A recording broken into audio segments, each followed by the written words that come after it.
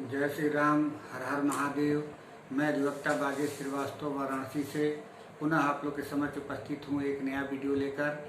विषय है संपत्ति अंतरण अधिनियम 1882।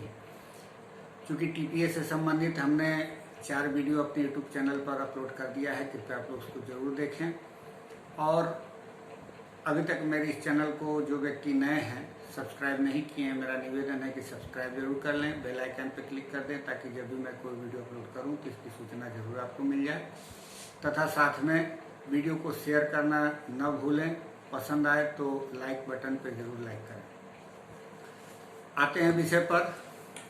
चूँकि हमने कई सब्जेक्ट पे प्लेलिस्ट क्रिएट कर दिया है, चाहे उत्तर प्रदेश लोकल लॉ से संबंधित हो या दंड प्रक्रिया संहिता से संबंधित हो या अभी जो वर्तमान में टीपीए का चल रहा है। आप लोग चूंकि एक एक वीडियो देखेंगे तो नहीं समझ में आएगा, इसलिए जो भी प्लेलिस्ट में है आप लोग जिसका भी देखना चाहें उसको क्रमवार देखिए, ताकि एक कॉन्सेप्ट आपके दिमाग में उस चीज़ का बनेगा। क्योंकि हमारा जो भी है लेक्चर के रूप में नहीं है, रिवीजन है, जो एक हर धाराओं में जहाँ महत्वपूर्ण कोई बिंदु है उसका मैं उल्लेख करता हूँ, उस बिंदु तक आपकी पहुंच कराने की कोशिश करता हूं, ताकि आप कमेंट्री या डायरेक्ट पढ़ रहे हैं तो उस चीज़ को आपके अंदर किसी प्रकार की उलझन है या मेमोरी उस तरह की आपकी नहीं कवर कर पा रही है तो आप उसको कवर कर लें। आते हैं विषय पर। हम चर्चा कर रहे थे बंधक का, और बंधक में भी हमने चर्चा कर लिया कि बंधककर्ता का जो अधिकार है, तो अधिकार तो कई चीज़ें गिनाई गई हैं, लेकिन मोचन से संबंधित उसके क्या अधिकार हैं। तो हम लोगों ने देखा था एक धारा 60 में कि ज्यों ही बंधक धन शुद्ध हो जाता है तो बंधककर्ता बंधक धन को निविदत या परिदत्त करता है, तो उसके बाद उसको एक अधिकार बन जाता है कि उस बंधक संपत्ति को प्रतियंत्रित करा ले, या कोई बंधक विलेख निष्पादित किया गया है जो रजिस्टर्ड है तो उसको उसी प्रकार से रजिस्टर्ड करा के उस बंधक विलेख को कैंसिल करवा। इन सब चीजों को धारा 60 में देखा गया था। अब कहीं ना कहीं से यदि बंधकदार धारा 67 का लाभ लेना चाहता है, जिसकी वजह से वो डिले कर रहा है, लेने से इनकार कर रहा है या किसी प्रकार का वो उलझन पैदा कर रहा है, तो फिर धारा 83 में हम लोगों ने देखा कि जो बंधक धन है या उसके मध्य कोई ऋण है उसका निक्षेप न्यायालय में बंधककर्ता द्वारा किया जा सकता है, और फिर उसके बाद वही अधिकार होगा जो कि धारा 60 में उसको अधिकार प्राप्त हुए हैं। अब एक और अधिकार प्राप्त है धारा 91 में मोचन का वाद लाने का। अर्थात यदि वो न्यायालय में निक्षेप नहीं करता है या वो धारा 60 का प्रयोग नहीं कर पाता है, तो उन्हीं क्रम में एक और है कि वो पूर्व बंध का जो अधिकार है धारा 67 का, उसका प्रयोग करने के पहले कभी भी बंधककर्ता मोचन का वाद ला सकता है। तो ये एक उसका अपना अधिकार होता है बंधककर्ता का। अब धारा 91 में हम लोग देखेंगे कि बंधककर्ता के अतिरिक्त कौन वो व्यक्ति हैं जो कि मोचन का वाद ला सकते हैं। क्योंकि जो हम लोग धारा 60 में पढ़े हैं या धारा 83 में पढ़े हैं, उसमें भी उस चीज का वर्णन किया गया है कि उसके तरफ से कोई व्यक्ति उस चीज का मोचन करा सकता है। तो उसी प्रकार से धारा 91 में भी ये बात कही गई है कि मोचन का वाद जो लाने का अधिकार है बंधककर्ता का, वो केवल बंधककर्ता तक ही सीमित नहीं है, उसके अलावा कोई और व्यक्ति भी करा सकता है जो तीसरा व्यक्ति कहा जाता है। और वो तीसरा व्यक्ति कौन है उसको धारा 91 में वर्णन किया गया है, और बाकी के उसके क्या अधिकार दायित्व होंगे फिर 92, 93, 94 में वो सब बातें करेंगे। तो हम आज चर्चा केवल करेंगे धारा 91 का।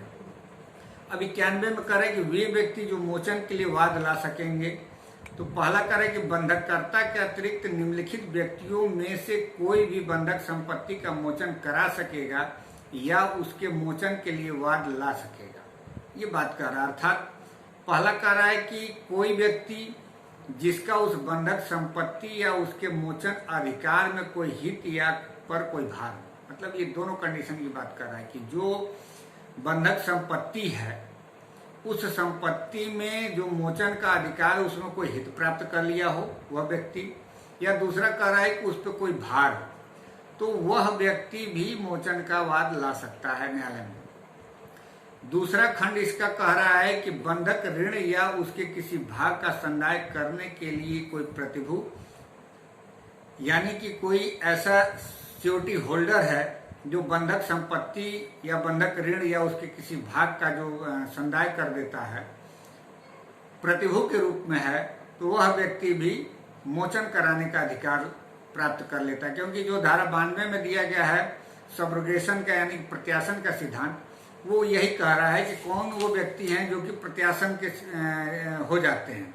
तो प्रत्यासन का मतलब ये होता है कि एक व्यक्ति के जगह पर दूसरे व्यक्ति ने अपना स्थान ले लिया, तो अब ये स्थान वही लोग लेंगे जो कि बंधककर्ता के जगह पे आ रहे हैं, तीसरे व्यक्ति। तो यहाँ पे 91 में वही तीसरे व्यक्ति की बात कर रहा है कि कोई प्रतिभू भी है जो बंधक ऋण के लिए प्रतिभू अपने आप को बना है कि भाई यदि वो बंधक धन नहीं चुकता करते हैं तो मैं चुकता करूंगा।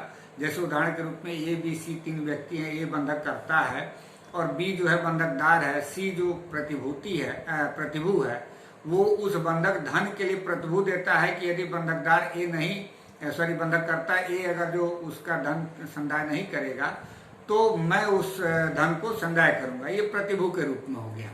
तो उसी की बात कर रहा है कि यदि वो प्रतिभू है और संदाय कर देता है तो बंधककर्ता के जगह पे मोचन कराने का वाद जो है दाखिल कर सकता है। तीसरा जो ग इसमें दिया है, कह रहा है कि बंधककर्ता का कोई लेनदार जिसने उसकी संपदा के प्रशासन के लिए वाद में उस बंधक संपत्ति के विक्रय के लिए डिक्री अभिप्राप्त कर ली हो। तो जो व्यक्ति लेनदार है बंधककर्ता का और उसके प्रशासन संपदा के प्रशासन के लिए कोई वाद दाखिल किया है और उसमें उसने कोई डिक्री प्राप्त करवा लिया है, तो डिक्री का निष्पादन होगा कैसे? तो डिक्री के निष्पादन कराने के लिए वह फिर मोचन का वाद ला सकता है। तो ये 3 तरह की कैटेगरी बताई गई है जो व्यक्ति हैं बंधककर्ता के अतिरिक्त, और वो उसको मोचन के वाद ला करके जो बंधककर्ता है उसके अतिरिक्त ये व्यक्ति हैं मोचन का वाद ला सकते हैं और उस मोचन के वाद में उसी प्रकार का बल होगा जिस प्रकार का बंधककर्ता का बल होता है। अब इसमें जो एक बात कही गई है उसको हम लोग को देख लेते हैं कि क्या पश्चातवर्ती बंधकदार या उसका जो बंधककर्ता है क्या उसको भी अधिकार है? तो एक चीज इसमें देख लेते हैं, बंधककर्ता का कोई पट्टेदार है तो पट्टेदार को भी एक अधिकार मिलता है। इसमें कह रहा है कि बंधककर्ता के पट्टेदार को हक है कि वह मोचन करा सके, एक अस्थायी पट्टेदार को हक है कि वह मोचन करा सके। तो इस प्रकार का वो कार्य करा सकता है।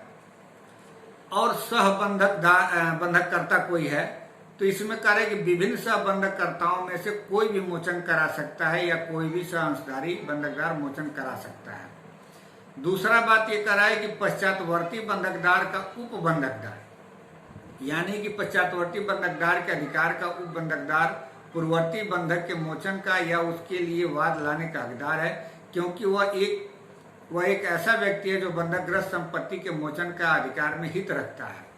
तो यहाँ पे जो हम लोग ने खंड क पढ़ा है कि उसमें जो हित रखता है तो ये पश्चातवर्ती बंधकदार का वो बंधकदार भी मोचन करा सकता है। अब एक चीज और है, इसमें कह रहा है कि मोचन के अधिकार का क्रेता जो होता है क्या परचेजर ऑफ द इक्विटी या रिडेम्पशन वो करा सकता है कि नहीं?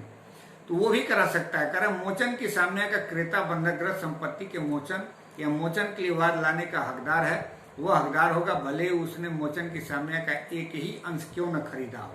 इसके अंतर्गत मोचन की सामने का नीलामी क्रेता भी आता है, यानी कि कोई नीलाम किया गया है व्यक्ति संपत्ति को और वो बंधकग्रस्त है तो जो क्रेता होगा नीलाम क्रेता वह भी इस चीज को करा, यानी कि तीसरे व्यक्ति की बात हो रही है यहाँ पे, जो भी बात है वो भी मोचन का अधिकार रखता है क्योंकि ये हित है उसका हित उसमें इंटरेस्ट क्रिएट हो चुका है। अब एक जो बात कही गई है इसमें कि पश्चातवर्ती बंधकदार क्या वो भी करा सकता है? तो इसका भी आंसर है हाँ, क्योंकि जब हम लोग धारा 94 पढ़ते हैं तो उसमें एक सिद्धांत निकल के आता है कि मोचन ऊपर की तरफ पूर्वबंध नीचे की तरफ। तो ये जो मोचन ऊपर की तरफ कहा गया है वो पश्चातवर्ती बंधकदार के लिए ही कहा गया है।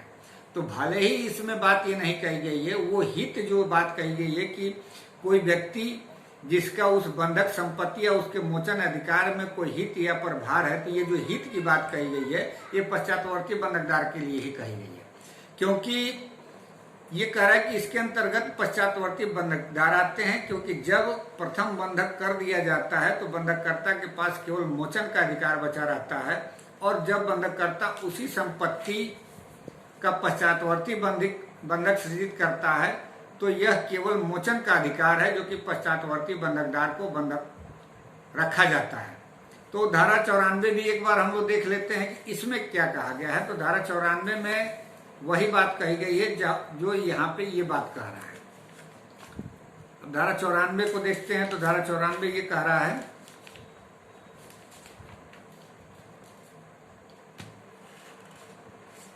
मध्यवर्ती बंधकदार के अधिकार। जहां संपत्ति अनुक्रमिक ऋणों के अनुक्रमिक बंधकदारों के पास बंधक रखी जाती है, वहां मध्यवर्ती बंधकदार के अपने पीछे वाले बंधकदारों के विरुद्ध वे ही अधिकार होंगे जो उसे बंधककर्ता के विरुद्ध हैं।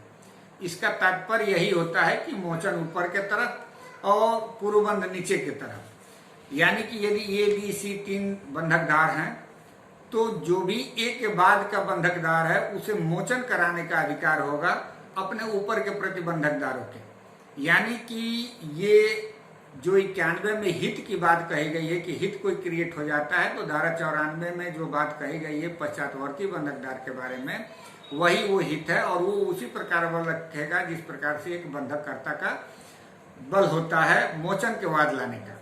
तो धारा 91 में 3 तरह की बातें कही गई हैं एक बंधककर्ता के अतिरिक्त। पहला वो बात कह रहा है खंड क में कि कोई हित क्रिएट हो गया है या उस संपत्ति पर ही कोई भार है तो वह व्यक्ति भी मोचन करा सकता है। दूसरा ये कह रहा है कि कोई बंधक ऋण या उसके किसी भाग का संदाय करने के लिए कोई प्रतिभू है तो वह व्यक्ति मोचन कराने का वाद ला सकता है। और तीसरा खंड इसका कह रहा है कि कोई बंधककर्ता का लेनदार है जो कि उसकी संपदा के प्रशासन के विरुद्ध डिक्री प्राप्त कर लिया है तो वह व्यक्ति भी उस बंधक संपत्ति के मोचन का वाद ला सकता है। आप लोग बेयर एक्ट जरूर पढ़िएगा। इसके पश्चात हम चर्चा करेंगे कि बंधकदार के क्या क्या अधिकार हैं। जैसे धारा 67 में पढ़ा जाएगा, अन्य भी 67 के अलावा जो है धारा 70 में है उसके क्या क्या अधिकार हैं, या धारा 71 में है, या धारा 69 क में रिसीवर नियुक्त कराने का उसको राइट है। तो इस प्रकार के अधिकारों को हम चर्चा करेंगे अगले वीडियो में। उसके पहले हम चर्चा करेंगे अन्य अधिकार जो अभी बचे हुए हैं बंधककर्ता के, जैसे कि अनुवृद्धि का है, उसको जो अनुवृद्धि हो जाता है या विवृद्धि हो जाता है बंधक के दौरान उस संपत्ति में, तो उसको प्राप्त करने का क्या अधिकार है बंधककर्ता का। तो इन सब चीज़ों का चर्चा हम करेंगे। चूंकि वीडियो बहुत लंबा हो जाएगा इसलिए धारा 91 आप लोग जरूर पढ़ लीजिएगा। मुझे आशा है कि आप लोग को ये बिंदुवार जरूर समझ में आई होगी बातें। मिलते हैं अगले वीडियो में, तब तक के लिए इजाज़त दीजिए। धन्यवाद।